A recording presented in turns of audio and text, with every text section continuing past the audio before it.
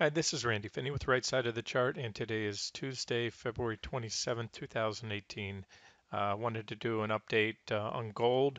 Gold over the years, and particularly GDX, is I probably get more inquiries on that than any other security, even stocks like Apple, the broad markets, SPY, QQQ. So with that being said, I'm going to do a quick video here because I did have an inquiry today from a member in the trading room and my last update, looking on the site, at least on the front page, I can see on February 22nd. If you click under market analysis, hover over that, and then you can click on gold and commodities. I touched on gold and GDX at the end of that video on February 22nd, basically saying my thoughts were that I couldn't make a case to be long or short gold, and went on for a few minutes about saying, if I can't make a strong case to be long or short something, best to stand aside. So, and I also mentioned, feel free to bump me. I referenced a post in the trading room. Feel free to bump me in a week or so, and it's been about a week. Well, that video was 5 days ago, but I had posted just 2 days before that. That those were my thoughts. Now, with that being said, I'm going to do an update because of the inquiry in the trading room, as well as a lot of people are in this trade or follow gold closely. Um, well, we'll start out here with GDX. This is most people. This is my preferred trading proxy, and I say that because I often refer to GDX simply as a leveraged play on gold. By that, I mean if gold goes up 10%, the miners are typically going to go up 15, 20 or more. And if gold drops 10%, the miners will drop more because gold is obviously that's their bottom line. Their price of gold goes up, their profitability goes up. It's pretty straightforward, not very complicated. If you know how their business model works, pulling gold out of the ground and selling it at whatever price they can get for it. So here it is. Here's GDX. Let's see. Okay, this is a daily chart here. In one of the recent updates, I mentioned that this level. Let me give you a number there too.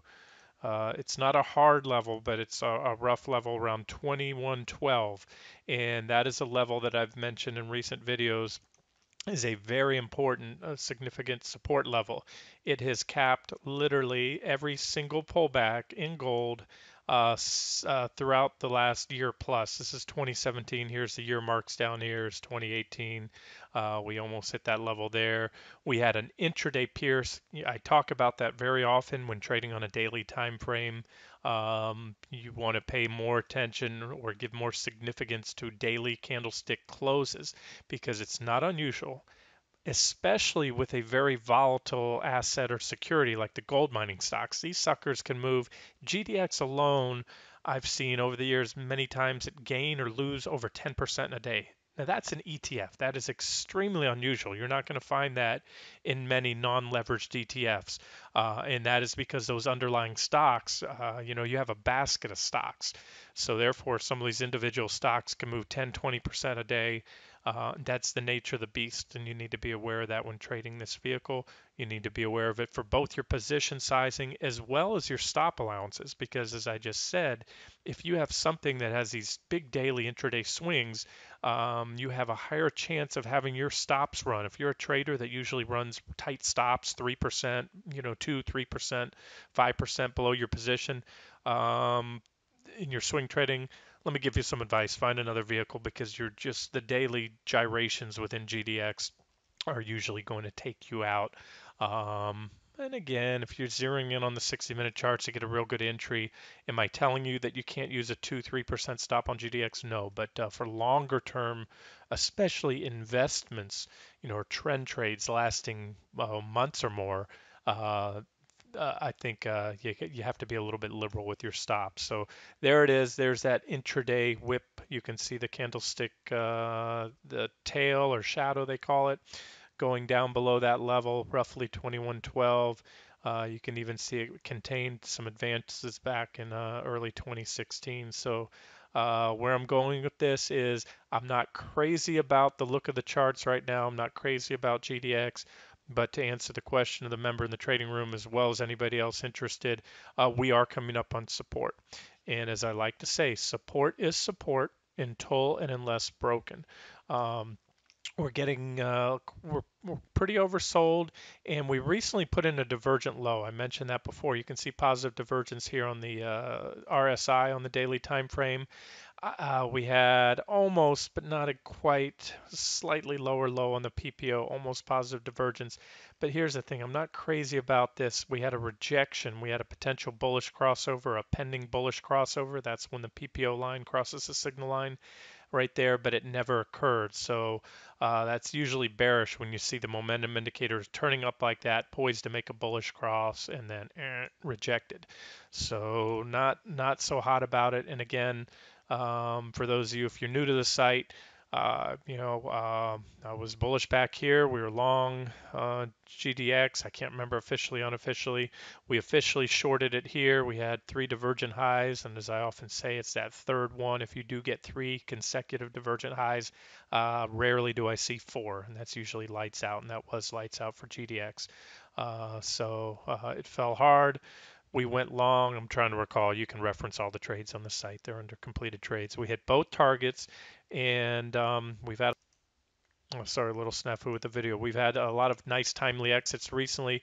This was the final target on GDX right here, T2. It was hit at a resistance zone and it reversed. That's what final targets are there for.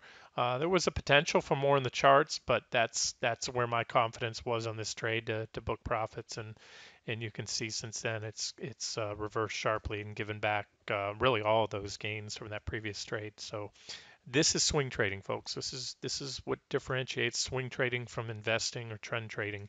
You're catching these little rips and dips, and this is my favorite time frame, the 60-minute time frame for swing trades.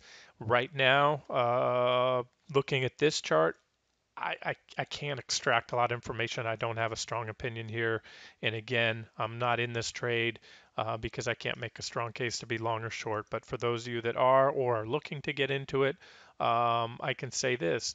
While it's not the highest probability setup, and I probably will not be adding this as an official trade or taking it long, personally, uh, yeah, I think it is objective to take a shot at a long there around the 21 as we approach the 2112 level. You may want to step in earlier. Sometimes we reverse just above that level, a stop somewhat below, especially if you're a longer term investor, trend trader, and you think GDX is heading on to new highs. So again, that's trading 101.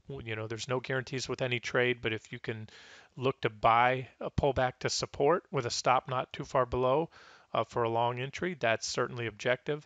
And again, the charts aren't a screaming buy. I much prefer to see clean bullish divergence, clean confirm with a bullish PPO crossover. Like we had a divergent low here, we had a divergent low there, and that's not what I'm seeing right now, at least not on the PPO. There was some divergence recently on the RSI, played out for a little pop, but we ran right into that resistance. And as I said, you can, zooming down to the 60-minute charts, that was at least a good time to exit. So there's GDX, and as I often say, I believe you would be completely remiss to be trading or investing in GDX without keeping an eye on the charts of both gold as well as the US dollar. So here's gold. In one of the recent videos, I stated two levels. I have a support zone right here. Let's show you where that is. The lines are lighter in color because it's a minor support zone. And then I have a very significant support zone right here. I'll draw the lines. You can see it at 123.25. Um, that is a more important support zone. You have a big gap back here. Look at all these reactions. And this goes back to 2016. A lot of reactions there. We broke out briefly, fell back below, failed there again after a one-day attempt to break above, another failure. So on a scale of 1 to 10, this is up there. This is got to be an 8 or plus as far as a support level. That doesn't mean that it can't give way. Like I say, support is support until unless broken. But so before them, we also have a minor resistance zone here. There was a gap there, so you can see the reaction highs from below the gap. There was a reaction high here, reactions all the way going back for years. So these two lines right here that are lighter in color, particularly the lower line here, which is more and really since that top line's been taken out, it's not that significant right now. This is a support zone, a potential support zone. That is at, I don't have the numbers up, 124.53, give or take a few pennies there. So there's gold. That's the story. So we have gold and GDX coming up on support. Um, if gold continues lower, again, we have very solid support down here.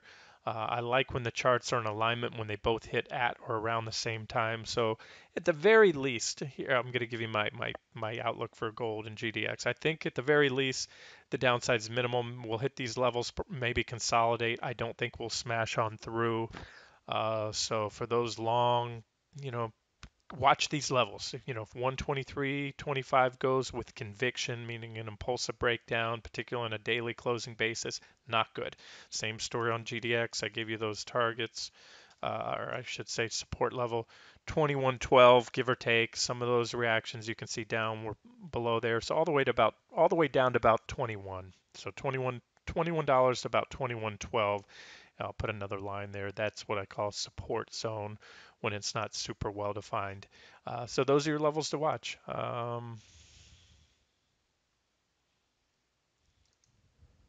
Here's gold on, I didn't show you the 60-minute chart yet. I mean, this was very clean. We had a divergent low here. These are some of my favorite patterns. And again, trading's all about sitting and waiting patiently for these setups. You can't, I made some posts in the trading room today, and I'll probably even share those on the front page. In response to a member, there's something that I refer to as over trading. You don't need to always be in the market. In fact, I can almost assure you failure if you're always trying to trade, because the market is not an ATM that you can sit there and extract money from on a daily basis, especially when actively trading. You have to sit back, patiently wait for these setups like this one where we had a bullish falling wedge, confirm with positive divergence, everything I like to see. Boom, that led to that rally. That rally terminated in a bearish rising wedge. You can see the primary uptrend line. We broke down, we back tested it from below, came back to the apex, but we had a second divergent high, negative divergence, and then boom, there was the correction. First leg down, we had a counter trend rally, and now we're moving down again. But you can see here, these are all support levels, and we also have this line down here. I could lighten that up a little bit for you so you can see it stands out. And that's the 123, around that same level I was just talking on the daily chart, a little bit above here on this chart. So there it is. And this is that minor support level that I just showed you on gold that we're approaching. So again, if you want to know what I think happens, I think we're going to at least catch some temporary support. It could be more than that right here. So I see just a little more downside to this level here. And, we test it and maybe it holds and gold continues to rally. I can certainly see that possibility. Maybe it breaks down. And if it does, we'll probably have a reaction or maybe catch support here at 123.21. And if my convictions were strong enough, I hate wishy-washy analysis. I hate to say, well, gold's going to go up or it's going to go down. There's too many services out there that do that and then jump all over whichever scenario plays out. If I have a strong conviction, I'll tell you. If I don't, I'm showing you the scenarios, things I'm looking for, but I'm making it clear that I'm standing aside until the charts line up and give me a more favorable entry or exit. Okay, and finally we'll wrap it up with I like to use the Euro US dollar pair as a proxy for the dollar. You can also look at the dollar index. Sometimes I'll cover the dollar index, but the euro is such a large component. It's well over half of the US dollar index. So by charting this pair, you're basically charting the dollar in reverse because this chart shows you what the euro is doing against the dollar. So when this chart, when you see the candlesticks, when the trend is up, it means the euro is rising against the dollar. The dollar is falling.